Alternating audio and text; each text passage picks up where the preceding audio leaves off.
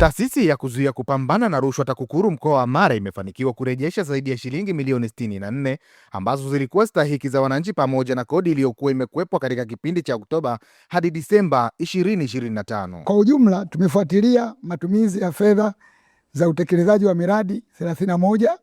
yenye thamani ya shilingi bilioni 14 milioni 968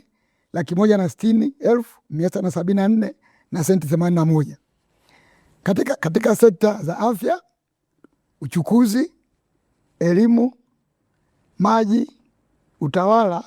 na barabara. Akizungumza na waandishi wa habari mkoani Mara, kaimu mkuu wa TAKUKURU mkoani hapa Bwana Simon Ngoma amesema kati ya fedha hizo shilingi milioni 50 zimerejeshwa kwa familia ya marehemu mwalimu mstaafu Bwana Bigambo Mashauri baada ya uchunguzi kubaini kuwepo kwa mkataba hewa wa mauziano ya shamba. Chunguzi zetu zimewezesha baadhi ya watu kupata stahiki zao kama ifuatavyo. Shilingi milioni 50 zimelipwa kwa familia ya marehemu Bigambo Macloud Mashauri mwalimu mstaafu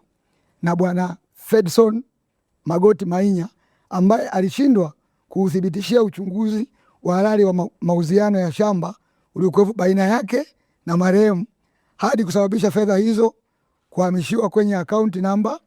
kutoka akaunti ya marehemu. Katika hatua nyingine, TAKUKURU pia imewezesha mwalimu wa shule ya msingi Keisaka wilayani Tarime kulipwa zaidi ya shilingi milioni 4 huku zaidi ya shilingi milioni 10 zikikusanywa kama kodi ya zuio katika miradi ya maendeleo wilayani Butiama. Kiasi cha shilingi milioni 4,219,200 zimelipwa kwa Bwana Samuel Marwa Magutu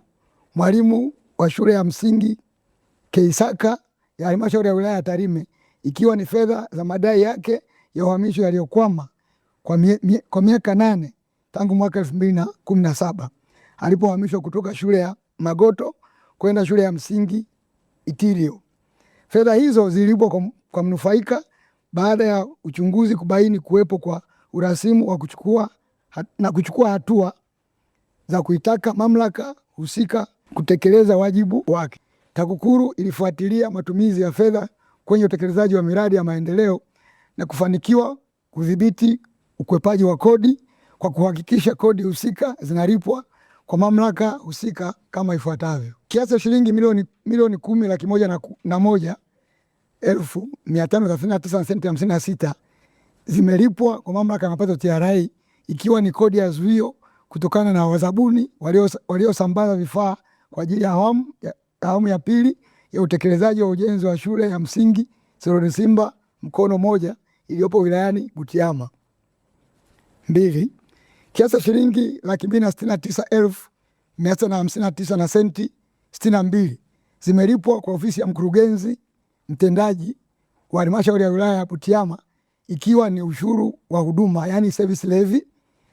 kutokana na malipo yaliyofanywa kwa watoa huduma waliohusika katika utekelezaji wa awamu ya pili ya ujenzi wa shule mpya ya msingi Siloni Simba Mkono Moja wilayani Butiama. Mbali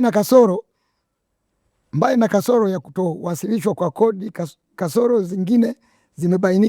zilizobainika ni pamoja na ujenzi usiozingatia michoro sanifu, matumizi ya vifaa vya ujenzi visivyo na ubora,